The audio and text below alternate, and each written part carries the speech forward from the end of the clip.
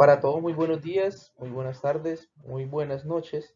El día de hoy vamos a desarrollar una formación en el manejo de extintores y control del fuego.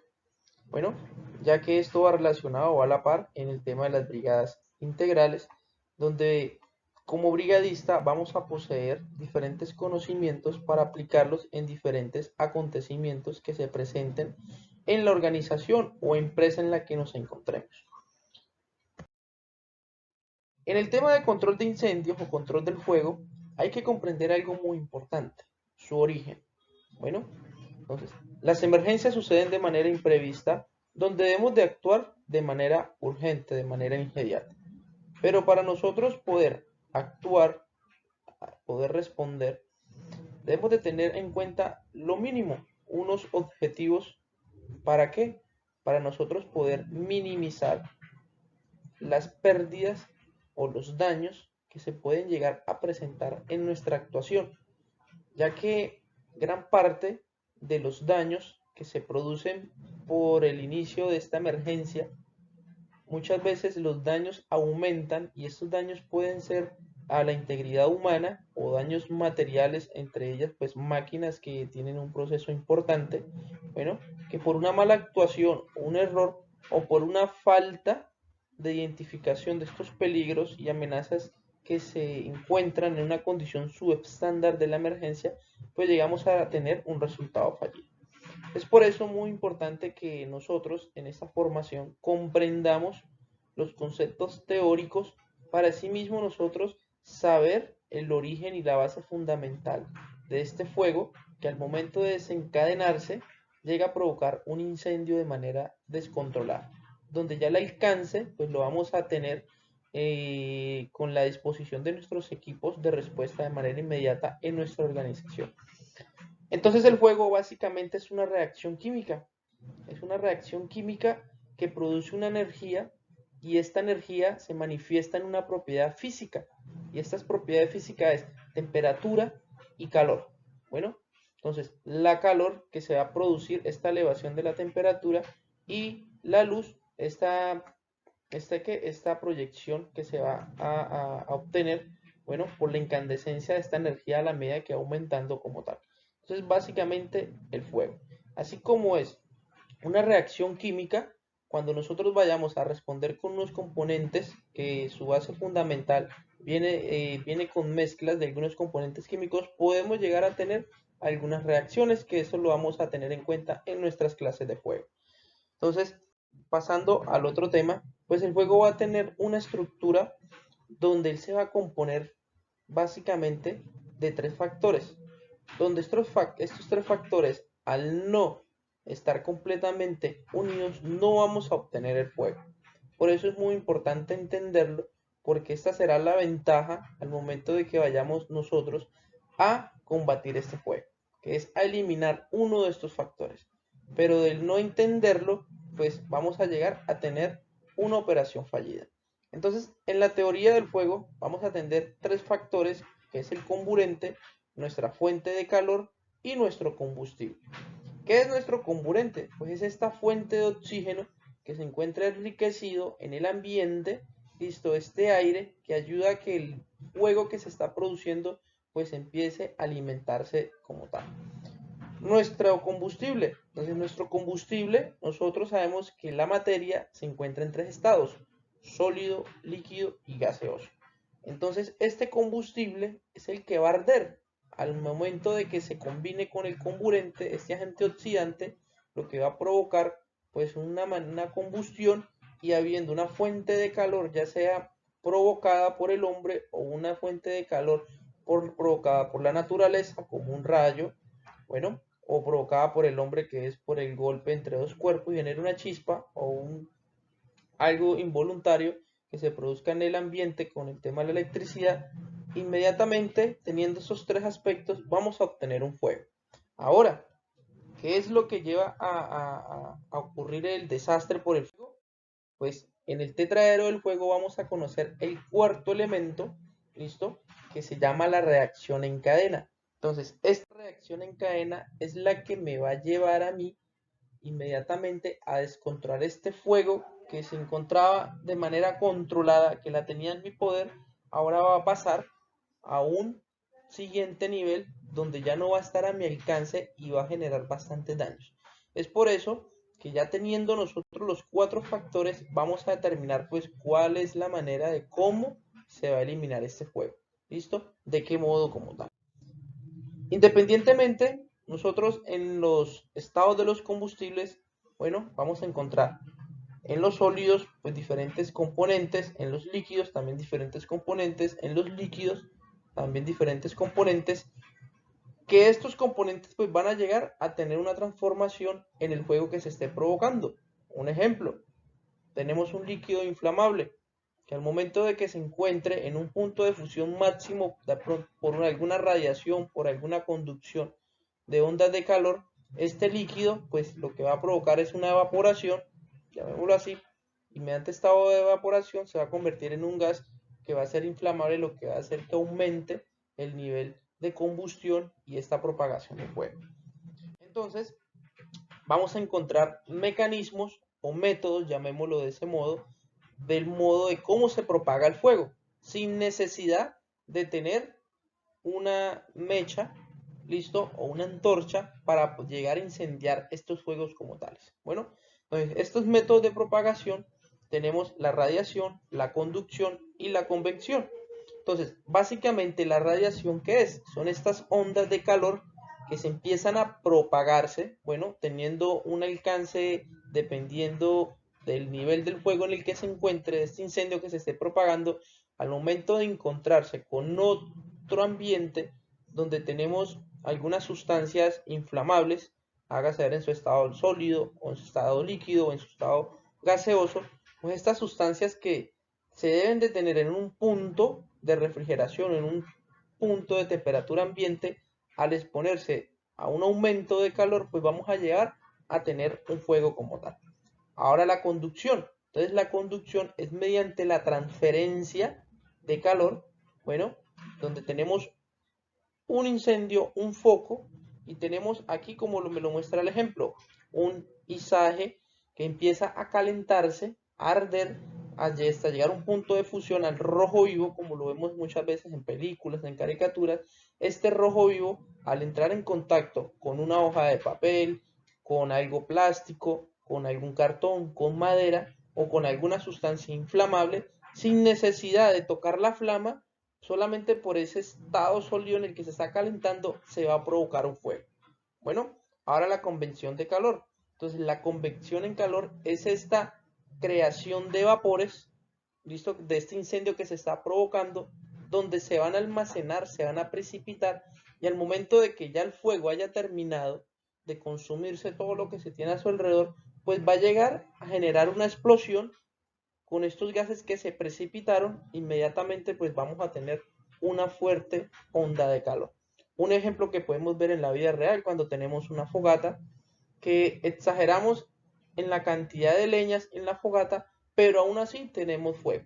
Pero el fuego se encuentra, listo, en su base fundamental, ganando energía, consumiéndose esta leña que tenemos ahí, que en cualquier momento cuando nosotros levantamos esta leña, tal vez para darle vida a este fuego, vemos el incremento de esta llama de manera ordinaria, y esto es debido a que este humo que se está precipitando, se está ahogando, como podemos ver ahí, listo, inmediatamente pues va a incrementar a la convección a producir un fuego bastante. Entonces, para que recordemos, señores, que cuando vayamos nosotros a combatir un fuego, tenemos de tener en cuenta a nuestro alrededor qué es lo que tengo ahí, cómo se está propagando este fuego, de qué manera, para así nosotros poder tener la percepción y llegar puntualmente a la fuente de este fuego, ¿listo? O aislar otros focos que se pueden llegar a desencadenar mayormente. Ahora, como conocemos los métodos de cómo avanza el juego, vamos a tener en cuenta las clases de juego que se van a tener allí como tal. Entonces, dentro de el estándar americano NFPA 10, ella me indica sobre las clases de juego, donde tengo clase A, clase B, clase C, clase D y clase K. Bueno, entonces la clase B, la clase A, digo, la clase A son estos materiales sólidos Y estos materiales sólidos, como lo podemos de pronto lograr ver en la diapositiva anterior, estos materiales son aquellos, ojo acá, son aquellos que su característica los va a diferenciar a todos los demás. Es el único que deja residuos, que deja brasa. Entonces tenemos madera, papel, cartón, bueno, plástico, productos textiles como la tela, las prendas de vestir que tenemos nosotros, que al momento de incinerarse este material me va a dejar lo mínimo un residuo. Bueno, ahora la clase B, que tenemos nosotros los combustibles, bueno, ya sea líquidos o líquidos inflamables o gases inflamables como gasolina, ACPM, petróleo, barniz, thinner, alcohol, que serían los líquidos inflamables, y los gases inflamables como oxígeno puro, acetileno, hidrógeno, nitrógeno, H2S, entre otros aspectos. Bueno, ahora vamos con la clase C. Entonces, la clase C son estos fuegos producidos, ¿por qué?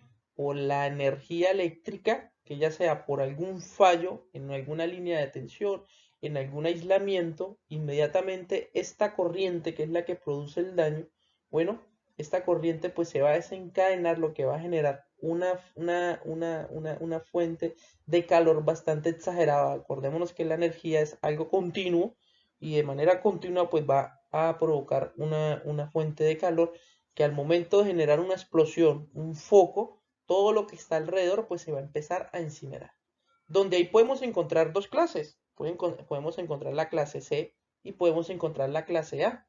Bueno, que nosotros debemos tener en cuenta en la electricidad que es que antes de proceder inmediatamente suspender el flujo de corriente, de energía, para así llegar inmediatamente e intervenir y combatir este fuego. La clase D son estos combustibles de estos metales que son altamente inflamables como el sodio, el galio, el magnesio, que los encontramos en estos lugares donde lo utilizan estos componentes en polvillos que en su reacción con algunos otros químicos o inclusive con nuestra agua llega a reaccionar y a tener inconvenientes. Bueno, esto principal. Ahora el clase K, que es el enemigo mortal que tenemos en nuestra casa. Bueno, que es en nuestra cocina. Ya que muchas veces cuando hacemos de comer, pues vamos a utilizar unas grasas, ya sea vegetal o animal, que al momento de llegar a un punto de fusión máximo, cuando vaya a reaccionar con el agua, que es la primera reacción que tenemos cuando vemos fuego, vaya traigan agua, entonces donde vamos a desencadenar este fuego bastante grande. ¿Y esto por qué ocurre? Porque acordémonos que el agua, su fórmula molecular es H2O. ¿Listo? Dos moléculas de hidrógeno y una de oxígeno. Y cuando tenemos un fuego de manera exagerada, ¿qué va a hacer con el agua? Entonces, esa molécula que es H2O, el oxígeno se va a consumir rápidamente porque acordémonos que en el triángulo del fuego, en el tetraedro del fuego, el comburente es el oxígeno. Entonces se consume ese aire y nos queda un elemento de la tabla periódica que es el hidrógeno, es un gas inflamable que va a estar ahí librecito, bueno, para llegar a hacer combustión como tal. Entonces, esto principalmente para que lo conozcamos. Entonces, nosotros, como brigadistas, como primer respondiente, nuestra organización no debe de disponer a nosotros una serie de recursos, entre ellos están los extintores portátiles. Entonces, estos extintores portátiles vamos a disponerlos allí con diferentes categorías, bueno, o diferentes colores que me representan el uso para las clases de fuego que acabamos de mencionar. Entonces tenemos nosotros el extintor verde que me sirve para materiales sólidos, el extintor amarillo, el extintor de multipropósito PQS me sirve para fuego clase A, clase B y clase C, es decir, sólido, líquidos y eléctricos también. Tenemos nuestro extintor de Solfaclam, este blanco, que es un agente limpio que me ayuda a cuidar los componentes electrónicos que se ven expuestos. Inmediatamente este extintor me sirve también para la clase A, B y C, pero por su tamaño normalmente solamente lo utilizamos es para el tema eléctrico. Bueno, tenemos nuestro extintor de CO2, que es un gas presurizante, donde este gas de manera natural, él es un agente refrigerante, donde él va a funcionar de manera efectiva para los fuegos clase B y clase C, también es un agente limpio como tal. Entonces, Nuestro extintor pues tiene diferentes partes donde básicamente su contenido va a ser para los que no son presurizados, ¿listo? Los que necesitan de medidor van a tener un contenido, bueno, como nitrógeno y pues este polvo o esta agua que va a ayudar pues a enfriar o va a ayudar a sofocar el fuego como tal. Tenemos otro componente, nuestra manguera o nuestra boquilla que me va a permitir pues la orientación del chorro del extintor, nuestro manómetro que me va a indicar a mí el estado de presión de este extintor. Bueno, entonces dependiendo del lado, del número en el que se encuentre la flechita, si está en la flecha, en el manómetro, indicándome 240 o nivel máximo, es un extintor que está muy sobrecargado.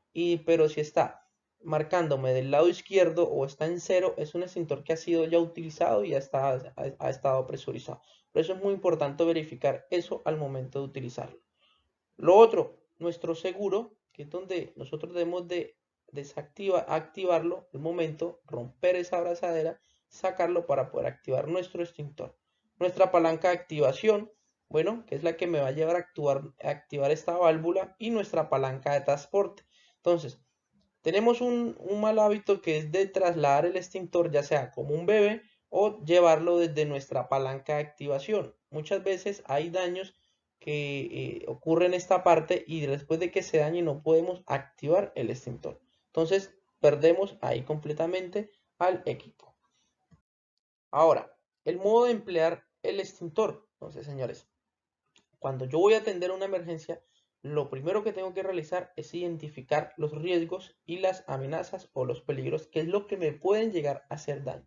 ¿Esto para qué? Para llegar a evitar víctimas, ¿listo? Y también evitar daños en el lugar. Después de eso voy a determinar qué es lo que necesito, los recursos. ¿Es qué recursos necesito? Bueno, necesito 5 extintores para este juego, entonces voy a buscar 5 extintores para combatir este juego. Después de eso voy a buscar la persona, identificar la persona encargada para poder encargarse de este juego.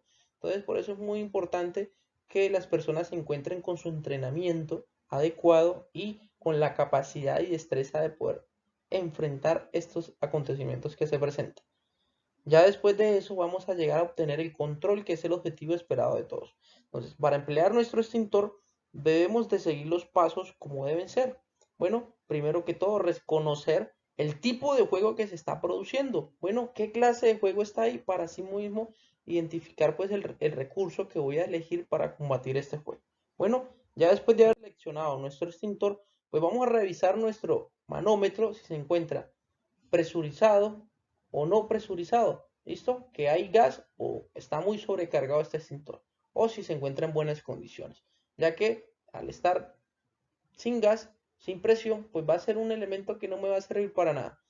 Pero si está muy sobrecargado, va a ser un equipo que me va a poner en riesgo pues la integridad mía, ya que de pronto puede dañarse y salir proyectado esta válvula de descarga que se tiene allí. Bueno, entonces la condición importante e ideal es que se encuentre en la franja verde el medidor y que cumpla pues con su fecha completamente esto normal, antes del vencimiento. Identificar la dirección del viento donde me va a mí a reflejar el fuego inmediatamente para el momento de acercarme, hacia qué dirección está la flama. Bueno, después de eso tengo que también identificar pues el nivel de radiación. El fuego me va a indicar a mí en dónde tengo que acercarme como tal. Entonces, eso fundamentalmente debemos de tener esta parte antes de llegar a la zona de riesgo. Ya después de que lleguemos a la zona de riesgo, vamos a retirar nuestro pasador y vamos a realizar una descarga de prueba pequeña para terminar de corroborar el buen estado de este extintor.